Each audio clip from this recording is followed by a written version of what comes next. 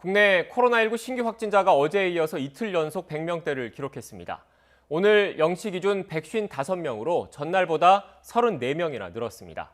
해외 유입 환자는 그대로였지만 국내 발생 환자가 138명으로 급증한 게 영향을 줬습니다. 이처럼 하루 신규 확진자가 150명대가 된 건 지난 9월 11일 이후 처음입니다. 42일 만에 가장 많은 추가 환자가 나왔다는 얘기입니다.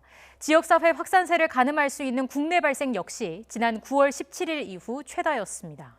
특히 경기도에 신규 확진자가 많았습니다. 어제 하루 98명이 양성 판정을 받았는데 어제 전체 국내 발생의 71%가 넘습니다. 요양병원과 재활병원 등 산발적인 집단 감염의 여파가 컸습니다. 서울에서도 20명에 육박하는 신규 환자가 나왔습니다. 이런 상황에서 독감 백신 접종 이후 숨진 사람까지 잇따라 나와서 우려가 커지고 있습니다. 현재까지 정부 공식 집계와 지자체 발표 등을 종합해 파악된 사례만 30여 명. 오늘 오후 3시쯤에 갱신된 집계가 나올 예정인데 더 늘어날 가능성을 배제할 수 없습니다. 독감 백신과 사망의 인과관계가 아직 확인되진 않았지만 국민적 불안이 가시지 않고 있습니다. 그럼 먼저 독감 백신 관련 소식 알아보겠습니다. 앞서 전해드린 대로 독감 백신 접종 이후 숨진 사례는 현재까지 30명을 넘어선 것으로 파악됐습니다. 정부 공식 집계는 1시간 정도 뒤에 나올 예정인데 취재기자 연결해서 자세한 소식 들어보겠습니다. 나현우 기자. 네, 전국구입니다. 네, 오늘도 계속해서 독감을 맞은 뒤 숨지는 사례가 잇따르고 있습니다. 광주 전남에서만 현재까지 5명이 집계됐다고요.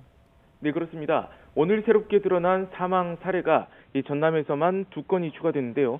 우선 전남 여수에서 70대 여성이 오늘 오전 7시쯤에 자택에서 숨진 채 발견됐습니다. 이 여성은 이 신경골반 계통에 기저질환이 있는 것으로 알려졌는데요. 어제 오전에 한 의원에서 무료로 독감 주사를 맞았던 것으로 확인됐습니다. 이 여성이 맞았던 백신은 녹십자 제품인 것으로 알려졌습니다. 전남 영암에서는 며칠 전 숨진 사례가 뒤늦게 접수됐습니다. 50대 여성인데 지난 14일에 돈을 내고 독감 백신을 맞았고 닷새 뒤인 지난 19일에 숨진 것으로 파악됐습니다. 애초 뇌출혈로 인한 사망으로 판단했는데 백신 접종 사실을 안 가족들이 보건소에 신고한 것으로 확인됐습니다. 전라남도는 이들의 사망 원인을 밝히기 위해 질병관리청과 함께 조사에 들어갔습니다. 이로써 광주와 전남에서 독감 백신을 맞은 뒤 숨진 것으로 확인된 사람은 총 5명입니다. 전북 전주에서도 75살 남성이 예방접종을 한 뒤 숨졌는데요. 그제 오전에 민간 의료기관에서 독감 예방주사를 맞은 뒤 다음 날인 어제 오전 숨진 채 발견됐습니다. 대장암과 심장질환 등 기저질환이 있었던 것으로 파악됐습니다.